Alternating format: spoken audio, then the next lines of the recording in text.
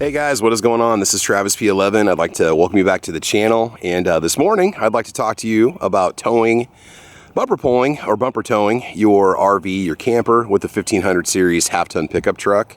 I recently completed a 800 mile round trip where Gun Bunny P11 and I picked up a Cherokee Black Label Grey Wolf toy hauler.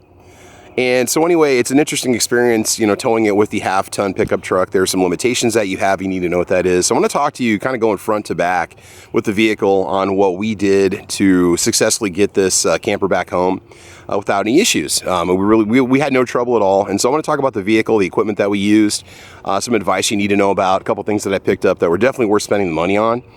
So first of all, let's just talk about the vehicle. I've got a 2021 Ram 1500 at the 5.7 liter Hemi.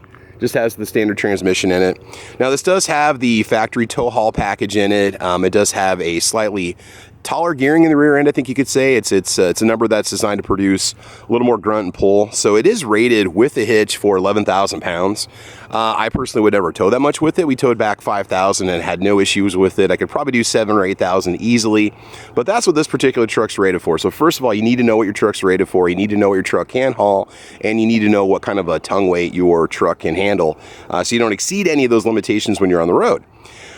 Let's see, engine and transmission, make sure they're in sound good condition. If you have any transmission issues whatsoever, I would not recommend towing. You don't want to be 200-300 miles away from home and have your vehicle break down and then try to get your camper home and your truck. It could be a very expensive trip.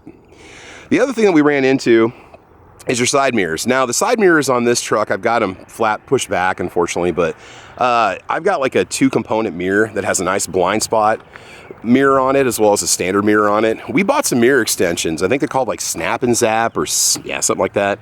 And I can put the link for them in the video down below. In fact, I'll put a link of all the things that I bought in the video, put them in the description box so you guys can check them out. It's not an affiliate link, it's just for you to get the same stuff as me.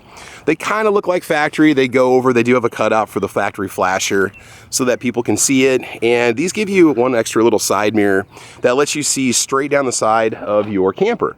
Not like your blind spot mirror, like these don't have like a convex to them or anything like that, but it does a pretty good job of showing you what's coming straight at you. So between the standard mirror, the blind spot mirror, and that extended mirror, I had 3 different views. Now the Forest River here is only 8 foot wide, and so I did have a lot of mirror real estate that I could use to see.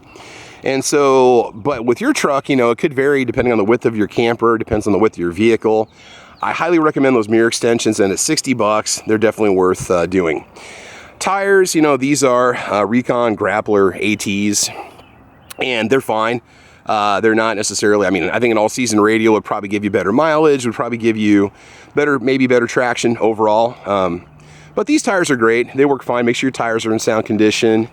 And mileage-wise, I went from getting around 15 miles to the gallon, which is pretty much what I get regardless of where I drive this pickup, down to 10 when I was towing. So again, expect a lot more for fuel stops and so on the way down there. As we work our way to the back, you might notice that the truck's not sagging at all. And the reason why is because we've got a rough country airbag set up on the back of it. We had that professionally installed. The kit and the installation was around 550 bucks. And I think it took the dealership, or it took the tire place roughly 2 hours to put it on. I trusted them to do it because the guys that work there have those installed in 2 of their trucks, so they knew exactly what they're doing. They guaranteed the work, and they're also a rough country dealer.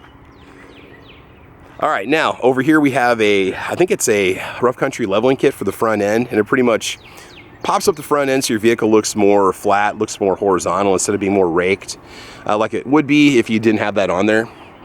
That's not really necessary, but I like the fact that it gives us a nice broad front end. So as we work our way to the back, like I mentioned, we got that little rough country air suspension kit on there. Yeah, the trailer brake controller. We'll show that off here in a second too. We have a Blue Ox hitch on this one. This is a weight distribution. I think it's called like a Track Pro hitch. They've got several. This one is rated for 13,000 pounds if I'm not mistaken. My bumper's rated for 11,000 pounds or over 10,000 pounds. It took us about maybe 45 minutes to install it at the dealership where we bought the RV. We did it ourselves. Brought a bunch of tools with us. There's a lot of things I had to buy that I didn't have before, like a torque wrench that goes to 250 pounds, which is what you use down there with those nuts to get those fully tightened. We brought a full bag of tools with us. They did tell us that there would not be any mechanics on site to help us. We'd have to do it ourselves. And actually there was a mechanic there, and he did kind of come in handy a couple times. And so we were able to get that successfully on there with no issues. But yeah, so anyway, shout out to Jasper's RV. You guys are awesome. So yeah, the weight distribution hitch, what this does is this pretty much prevents, well, doesn't prevent, it mitigates or reduces the amount of sway that you're going to encounter when you're driving. And that's something you really want to think about, because if you're like us living in Nebraska, you have a lot of crosswinds and they can be pretty nasty when it comes to keeping your vehicle stable and so on. Now, just, you know, when you're pulling it, power-wise, we were going about 60 to 65 miles an hour. I know you're thinking, oh my God, that's so slow. Well, the tires themselves on this particular camper, this Grey Wolf, they're only rated for 75 miles an hour. So we were not going to go much faster than that. Plus, carrying this much extra weight, you know, things happen really quick. You got to make a lot of decisions on the fly. We took a lot of interstates and some city roads to get us back home. And, you know, you got to be careful. There's a lot of decisions you have to make at the last second, and you want a stable vehicle. So I would recommend a high quality hitch. I love the Blue Ox hitch. By the way, I'm not endorsed by any of these companies whatsoever. This is just the equipment that was recommended to me. Underneath, you've got your little air supply hookup down there, and you simply inflate the valve right there, and that's going to lift up your rear end on your truck. I was running 100 PSI in the back of here. That's what was recommended to me from the guys that installed the kit. Just in general though, I usually run 5 to 10 PSI around town, and the ride with the half-ton pickup of this size of a vehicle, it can be very bumpy. When the road is smooth, it feels amazing. When it's not, it's a bumpy experience, bouncy experience, and that's just par for the course when you're towing with a 1500 series pickup truck. Inside, I guess I don't have my keys with me, but I did have a trailer brake controller installed. My truck has the factory tow haul kit, but it does not have the trailer brake controller installed in it. And what that is that allows you to activate and utilize the brakes that come on your camper. Now, some campers have what's called inertia brakes, which just use the momentum to slow the vehicle down. This truck actually has electronic rear brakes. I'm not sure if they're drums or discs or what they are, but you actuate them by using a trailer brake controller. So that was around $260 for the controller and the install. I didn't want to mess with myself. I did not want to mess with the wiring. Had no issues whatsoever. You can control the braking with it. I cannot pronounce the brand if my life depended on it. It's not a Kurt.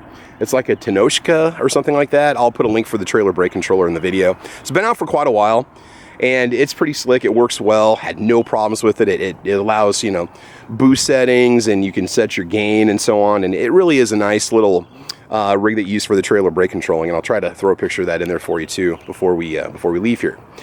Also, before you do any towing, you want to make sure that you have the proper hookup on the back for pins. We got a 4-pin connector, 7-pin connector.